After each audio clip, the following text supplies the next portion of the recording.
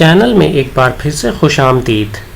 آئیے آپ کا تعارف بروکن ایروز یعنی ٹوٹے ہوئے تیروں سے کراتے ہیں۔ امریکی فوجی اصطلاح میں بروکن ایروز اس حادثے کو کہا جاتا ہے جس میں کوئی جوہری ہتھیار یعنی نیوکلیئر ویپن کھو جائے۔ جی ہاں، آپ نے صحیح سنا، امریکہ کے سر پہ یہ تاج بھی ہے کہ اس نے آدھے درجن برابر نیوکلیئر ویپنز کھو دیے ہیں۔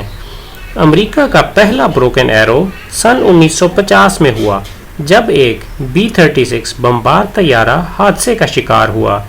حادثے سے پہلے طیارے نے اپنا نیوکلیئر ویپن گرا دیا، لیکن وہ کہاں گرا آج تک کسی کو معلوم نہیں ہوا۔ اسی قسم کے مزید حادثات میں نیوکلیئر ویپنز کے ساتھ لیس بمبار طیارے کبھی تو بحیرہ روم یعنی میڈیٹرینین سی میں لاپتہ ہو گئے تو کبھی بحر اوقیانوس یعنی پیسفک اوشن میں۔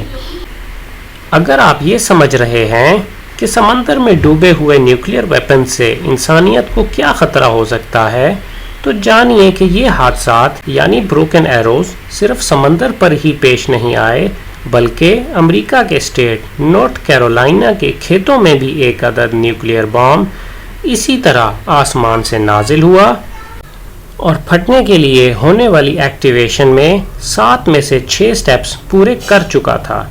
یہ حادثہ 24 جنوری 1961 کو پیش آیا جب ایک B-52 بمبار طیارہ آسمان میں ٹوٹنا شروع ہوا اور اس پر موجود 2 نیوکلیئر ویپن نیچے گر گئے۔ اگر اس نیوکلیئر ویپن کی ایکٹیویشن کا آخری سٹیپ بھی مکمل ہو جاتا تو یہ بم مکمل طور پر پھٹ جاتا اور امریکہ کی اپنی ہی زمین پر ایک بڑا حادثاتی نیوکلیئر دھماکہ ہو جاتا، مگر خوش قسمتی سے ایسا نہ ہوا۔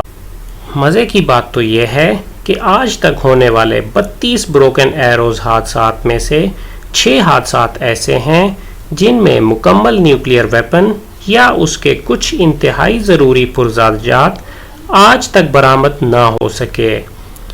شاید امریکہ ایک بہت بڑا ملک ہے جس کو پرواہ ہی نہیں کہ اس کا اسلحہ اور نیوکلیئر ویپنز کہاں پر اور کس حالت میں کس کے پاس ہیں، لیکن جانیے کہ تجسس ایک چھوٹا سا چینل ہے جس کا مقصد آپ تک انتہائی دلچسپ اور انوکھی معلومات پہنچانا ہے، اور آپ کا ہر ایک لائک، کامنٹ اور سبسکرائب ہمارے لیے انتہائی قیمتی ہے اور ہماری حوصلہ افزائی کرتا ہے۔ ہمیشہ کی طرح دیکھنے کا بہت شکریہ۔